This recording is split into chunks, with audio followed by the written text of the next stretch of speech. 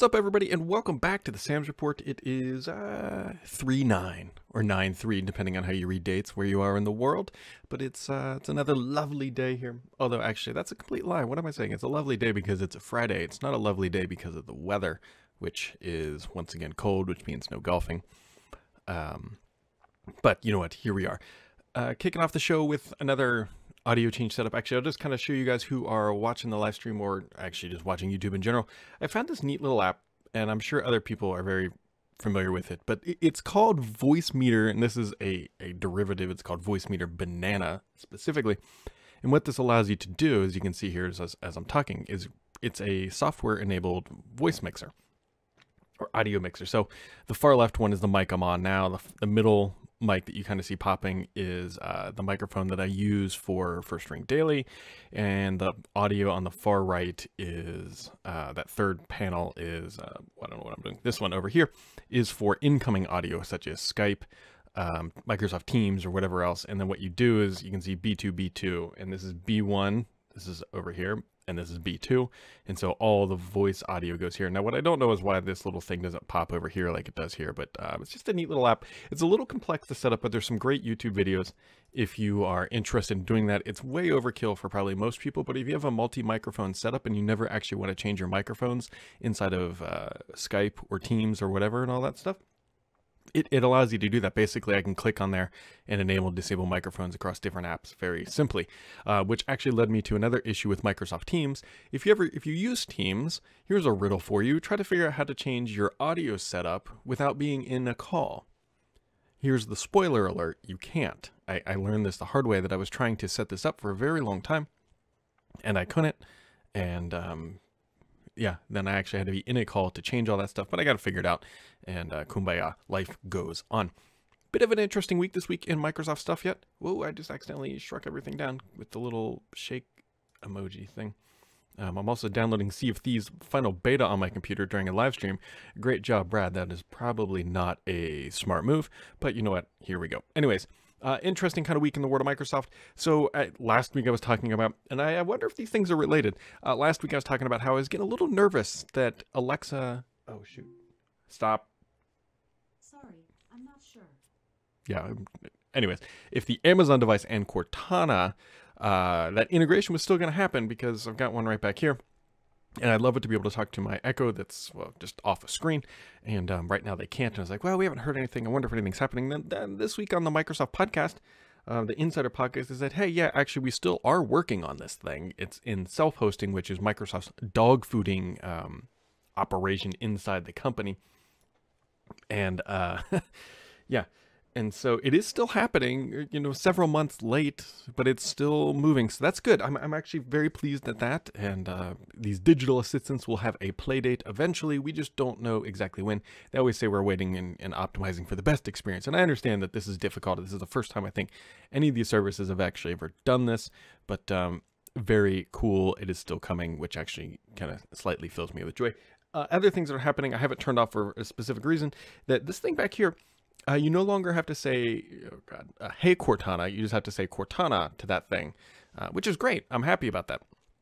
But it's kind of interesting that that's the only one that works in that scenario. So, you know, fragmentation is the word that always gets tossed around, but no, not exactly. But you know what, here we are, and that is now an option. So Microsoft shipped a new build this week, and it's for the skip ahead branch, which I know we've talked about a little bit because it's a little confusing. There's the fast ring, and there's skip ahead, but skip ahead is getting essentially a super version of sets, which allows you to add tabs to stuff. And what they're doing here, it's not quite as good. Stardock has a product called Groupie that I'm actually using right now because my company uses Skype and Teams. I have one group. Well, I don't want to show it because I'll show the chat logs. I have a group, if you will, of that, and it's just Skype and Teams on tabs. But so there's a new version or iteration coming with the skip ahead branch called sets. Microsoft has shown this. It didn't ship in RS4. Based on their language, it's coming in RS5 until they change their minds. But what this does is allows you to add tabs to different applications. Not every application, modern apps, and a few classic apps. But those classic apps now include File Explorer, Notepad, PowerShell, and yes, even command prompts. So the cool thing here is that you now finally 2018 is here, folks, and we are getting tabbed File Explorer. The future is wonderful. Windows 10 is great, but seriously, it's now available. I don't know why these things take so long, but yep, here we go. No mention of Cloud Clipboard yet. I will take that one to the grave because that is something I really want, because who doesn't right mouse click copy on their Windows 10 PC and want it on their phone instantly without having to email it to yourself or whatever your favorite thing to do is. Actually, I usually send myself a Twitter DM to copy and paste stuff. Even things just like direction. It's stupid. It's taking this long. I'm waiting on you, Microsoft. Please don't let me down, because I really want this Cloud Clipboard. Other things, 2 days ago, Microsoft had their developer days just kind of randomly. And something they announced now is called the Windows 10 AI platform. I actually said, Microsoft, do you have a name for this? They said, nope, it's just Windows 10 AI platform. And here's what it boils down to. Microsoft is trying to help developers make their apps smarter. How do you make your app smarter? Through machine learning and AI. They're popular buzzwords, but whatever. And Microsoft has done a lot of this stuff in Azure, and they have a lot of these models already built. And this is really cool stuff. And so what they're doing is making it easier for developers running Windows 10 to be able to interact with that content. Now you're saying, well, Brad, don't you have to always interact with Azure to get that? No, not so much anymore. You'll be able to do a lot of it locally. There's not big data streaming requirements. Typically, when you think of ML, you have to take a huge data set, chunk it up into Azure, let it do its goodness, and it brings it back down. They're kind of getting away from that through these pre-built models. They're now allowing you to send sample data up if you want, and try to get more accurate models. And it's still very early days. They had this developer day. We're like 2 days into this, still learning more about it. And I'm going to be very curious. If you are a developer, please let me know. I want to know your feedback about this stuff, about how you think that this is going to work. If you think it's a good thing, if you think this is more than marketing jargon, and do you think people are actually going to use this? Or if they're doing this stuff, why aren't they doing it in Azure? I'd be very curious from a developer perspective about what you guys think, because this could be a huge thing, or this could just be kind of marketing fluff. My English is top-notch today. Speaking of top-notch English, so this is a head scratcher, quite literally. So if you remember a couple weeks ago, I got a nice little scoop about what was happening with Windows 10 S. It was becoming S mode, right? And that's all accurate. Joe Belfiore tweeted late at night Eastern time, probably end of day Pacific time, that, okay, he's like, yeah, this S mode stuff is happening. It's happening in 2019. And that made no sense. In 2019, well, we kind of worked backwards and figured he meant fiscal year 2019, but then even that doesn't make a whole lot of sense, because fiscal year 2019, technically for Microsoft, kicks off July 1 and 2018 ends June 30th for the fiscal year end. But then it's like, okay, well, there was a lot of miscommunication. In typical Microsoft, they announced something kind of just on Twitter, which I'm not a big fan of, announced it in a blog. So what they do, they wrote up a blog, and it actually kind of contradicted some of the things that Joe said. He's actually now saying, okay, it's actually shipping with 1803. There's going to be this S mode, and it's everything we know, right? Windows 10 S is going away in favor of this S mode, and they have a very bold claim that they believe that in that post it says, we expect the majority of customers to enjoy the benefits of Windows 10 in S mode. Really? Like, so S mode is Windows 10 S that we know. That there's no need to dive into that, but I don't think that's going to be the case. I think they're expecting that people are just going to buy a new machine. It's going to ship with S mode, because they're probably going to incentivize OEMs to do that, right, for home users and all that good stuff. So they pull it out of the box and they want to install their favorite app, and it says, you can't. And then once you leave S mode, you're off the island. You've been voted out. You can't get back in.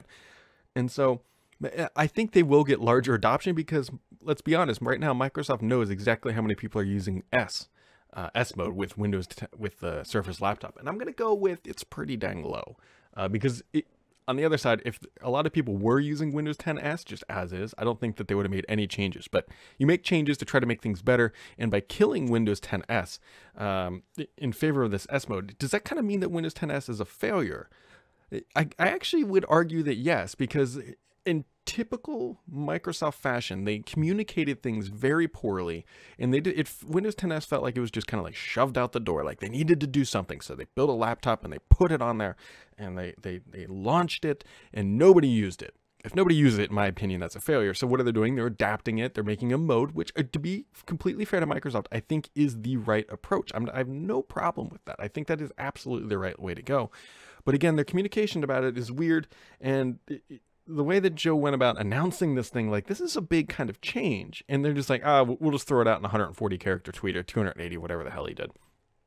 And then it kind of scrappily written together blog post a couple hours later doesn't feel like the proper way to introduce this stuff, because this is a big deal. This is a big change, isn't it?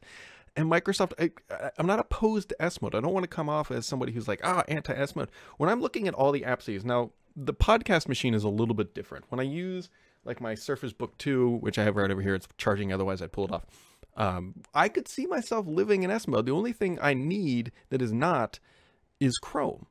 And could I live with Edge? Yeah, I mean, I could live with Edge. If Microsoft had a very distinct reason for living in S mode and benefits of that were tangible, I could see myself using just S mode, because my primary apps are Newton Mail, Spotify, Todoist, and OneNote, and a web browser. And that's it. All that stuff is available through the store, so good job on Microsoft on getting that stuff there. But, I just bashed my computer with Mini.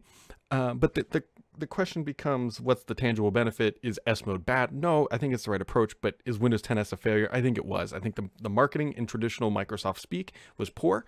They have a communication issue. Microsoft always, I mean, seriously, guys, this is in my opinion, a relatively large change to Windows. They're trying to lock people into this, not lock, but push people into the store. And they just kind of announced it at 8 p.m. Eastern time in a tweet.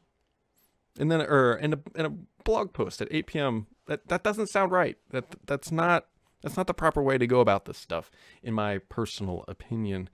And so, yeah, it's Todd writes in the chat room, says, I think Windows users don't want the protected garden of S. RT was the same way, and people hate it. The big difference here with S, which everybody knows, is that it's not locked in. Windows RT, the problem was that if, one, the store was crap, there was nothing in the store. Microsoft built the OS before the store was mature. Now the store is, I don't want to call it mature, but it's on its way. And you can escape. You can escape the jail if you really want. For somebody like my parents, they could run an S mode, no problem. And they would probably never know the difference, to be honest.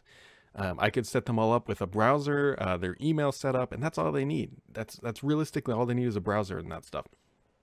But so we will see. We will see. And the thing that we're not including here is, how does ARM play into all this? Microsoft just kind of threw this out there, and we now have S mode on ARM. S mode in ARM might actually be a very optimized way to run Windows 10. I'd actually be very curious to see what the battery life improvements are.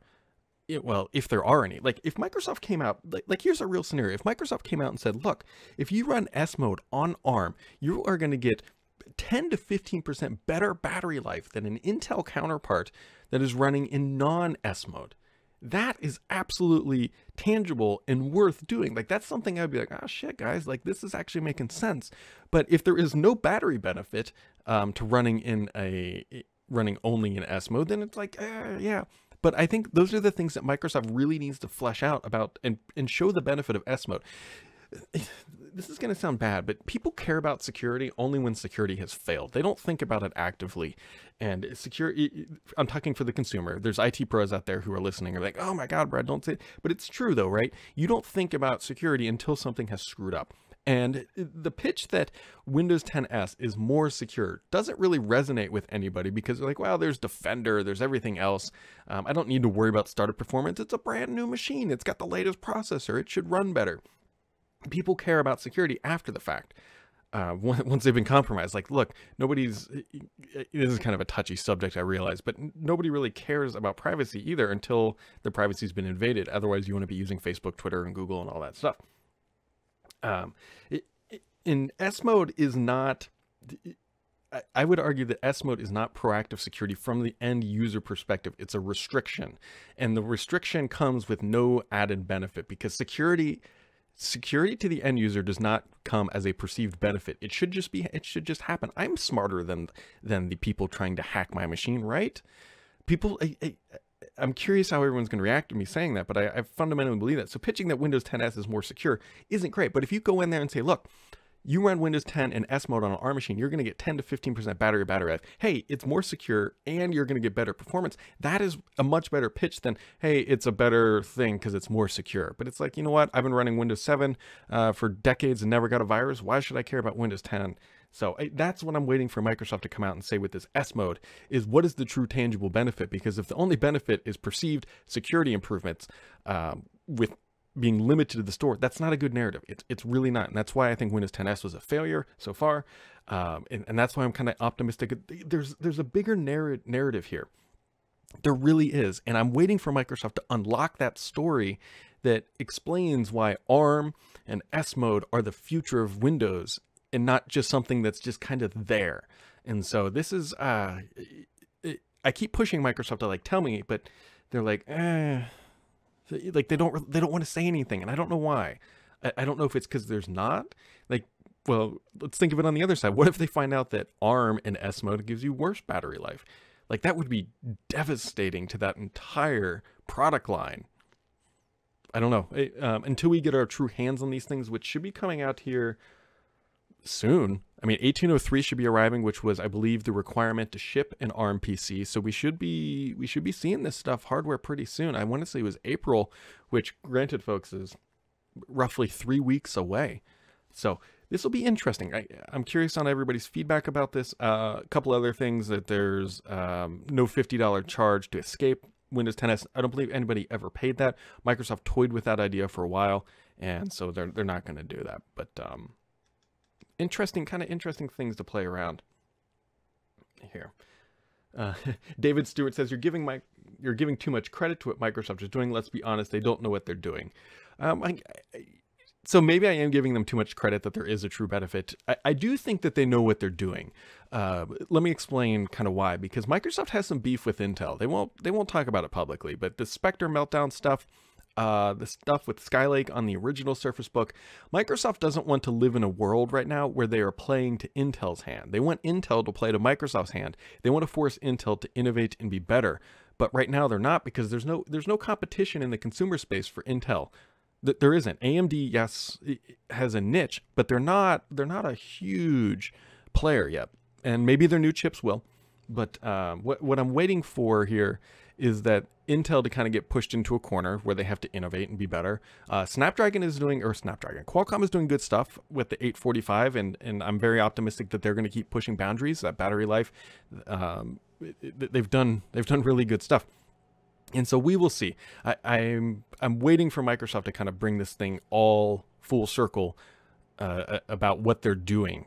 Granted, maybe David's right, and they're just kind of just spinning the wheels, just throwing things at the wall and seeing what sticks. But I think this move to ARM has much bigger intentions on the positive side than anything else. It's not going to be a wasted effort, I believe. So, moving on here, let's see. Microsoft is making it easier to streamline and move stuff to Azure. They announced a whole bunch of SQL stuff, including, let's see, SQL Database Managed Instance is now available for public preview. Why is this OneNote like screwy? Maybe if I do that, nope. I don't know. I can't get this bar to collapse in OneNote. Let's see. They've got Azure Azure Hybrid Benefit will now support SQL Server. Azure Database Migration Services expanding to support Database Managed Instance, and Azure now offers built-in support for Apache Tomcat and OpenJDK. If any of that makes sense to you, which it probably does to actually a decent amount. Microsoft is trying to just make it easier to lift and shift your stuff to the cloud, and those are kind of their latest efforts. Something that was announced this morning that Microsoft kind of oddly put under embargo, but not really. So Microsoft is working on a Surface Hub 2. If you're not familiar with the Surface Hub, it is their 55-inch and 84-inch productivity displays. They are expensive, starting around $9,000 all the way up to $22,000. And if you're thinking, God, they're probably just going to kill that line, no, they were actually very successful, and I firmly believe that from the information they told me and my own anecdotal evidence of talking to customers that have bought them. But I believe over half of the Fortune 100 companies have at least bought one, and so these things are expensive. But the problem here is that the the on the shelf devices that you just want to go buy one are becoming a little thin. And Microsoft actually, I got to give credit to Microsoft here. So these things are expensive and they're bought by enterprise customers and they're usually bought in sizable volume. Microsoft came forward and said, hey, look, later this year, or in the first half of 2018, we're going to talk about version 2. If you're thinking about buying version 1, there's limited supply available right now, and that is by design because we're getting ready to announce version 2. This is very transparent of them, and I got to give them credit because these things are expensive. I mean, how pissed off would you be if you just bought 3 $22,000 displays for Microsoft to come out in a couple months and say, hey, look, here comes V2. You'd be more than a little annoyed. So what they're doing is saying, hey, look, if you're thinking about buying these things, you should approach your third-party reseller and be like, look, I think I'm going to wait for V2. Now, they didn't say the specs or anything else about when they're going to come, but it's not too hard to kind of figure this out. They said the announcement of V2 is going to happen in the first half, which means the device is not coming in the first half of 2018. And they didn't announce any of the specs, but I think we can be kind of smart here and figure out some of the stuff. Right now, the original Service Hub, I believe, does not support Windows Hello, or at least it doesn't have it built in. So they're going to more than likely add Windows Hello cameras, which makes a lot of sense. You walk up to the device, recognizes who you are, and logs you in and removes that friction. Somebody else walks up, logs them in, and they can access their information. I think that's a very logical move. Also, I think adding Cortana built in natively, the current version does support Cortana in some capacity. I think they will go deeper with Cortana. New Intel hardware on the inside. I don't know if they would change the sizes, but you can imagine that there's a bunch of other iterative updates. And they did say that they will be bringing software updates for as much as humanly possible of the new features on V2 back to V1, but obviously they can't change the hardware of V1. And so be looking out for the Service Hub 2 coming sometime in the relative near future.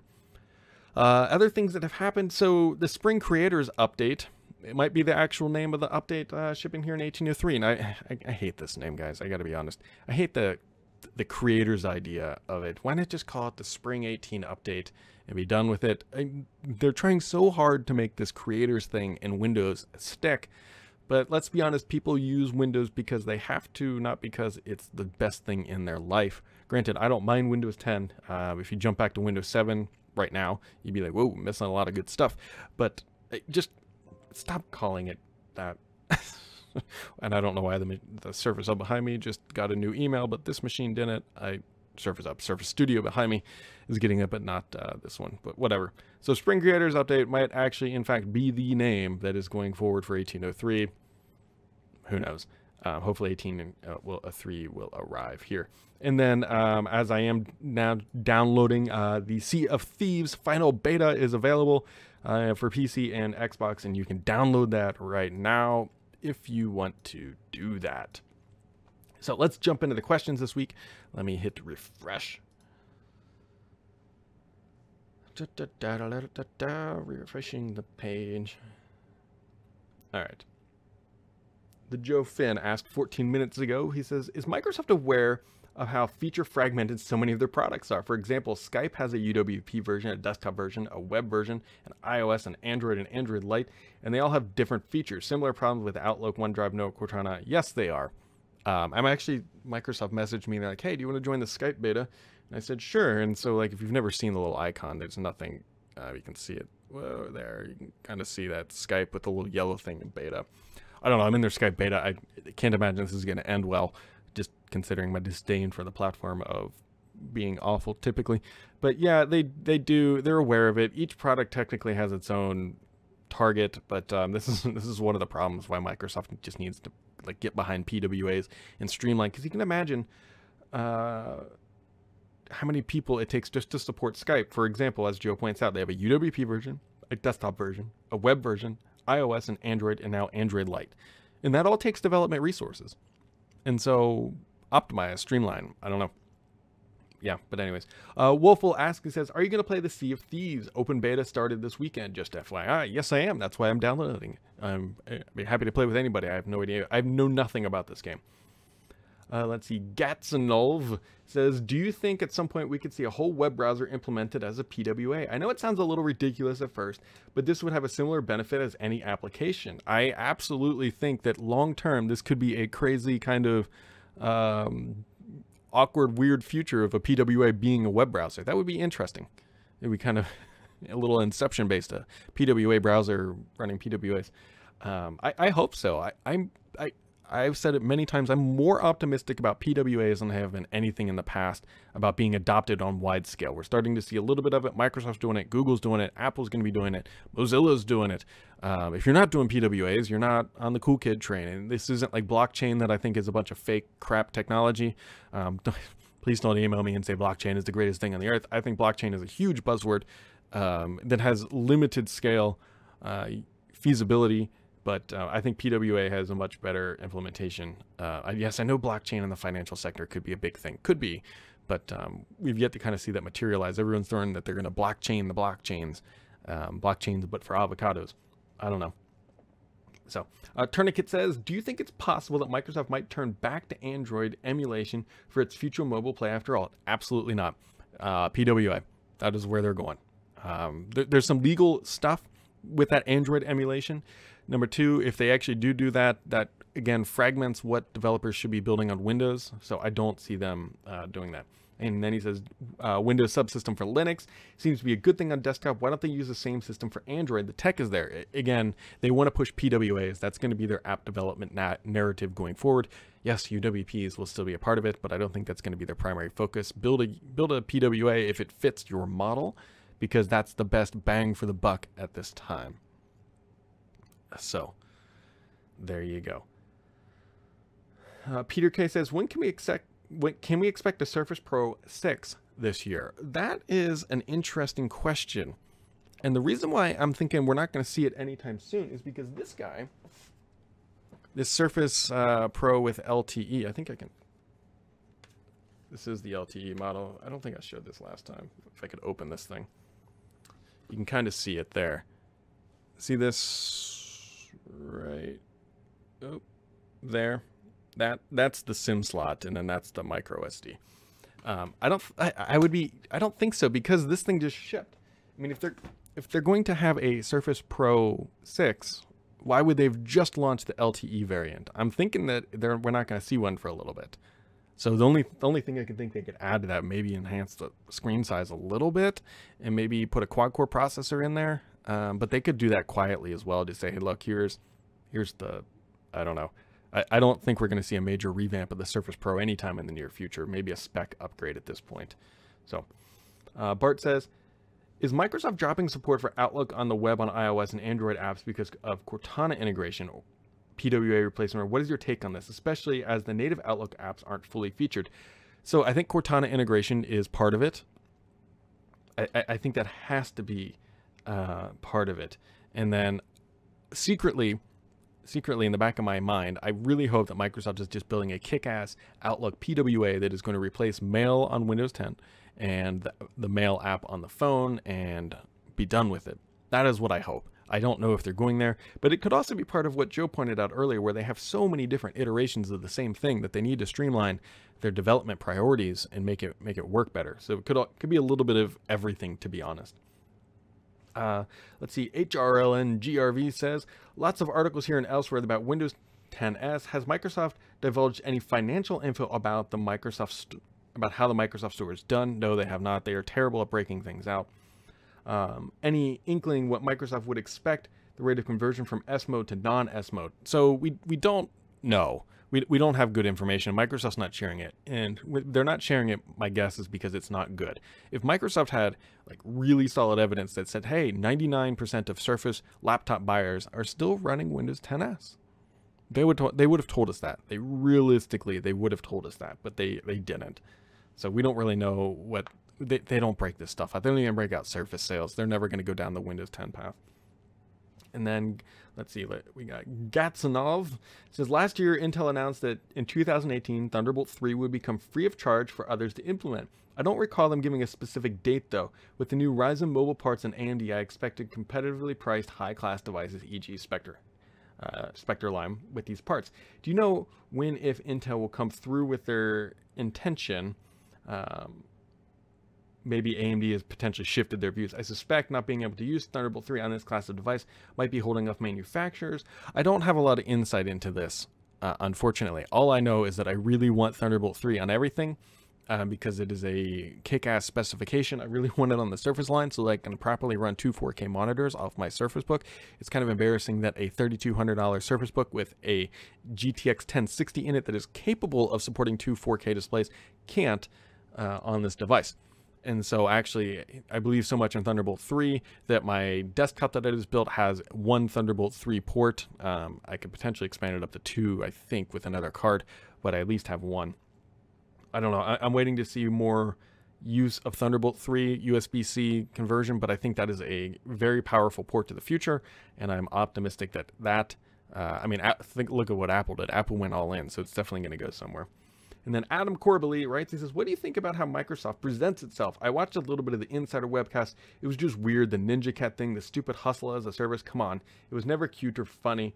So yeah, this is interesting. So there's two things inside of Microsoft. You have this massive corporate enterprise, right, that's running Azure and SQL Server and Windows Server and Office. And then you kind of want to have this like fun, cool developer vibe. And we want people to come work with us who are like gnarly and have tattoos all over and go surfing on the weekend. And so they have this cultural kind of dichotomy here where they need to be professional, but at the same time, they don't want to come off as stuffy. And I personally find it a bit cringy. It's like, guys, I don't give a shit. Just make stuff that doesn't crash. Make Skype that gives me all my messages in order. And, you know, ship your products on time. I don't really care if you go surfing on the weekend or how many tattoos you have.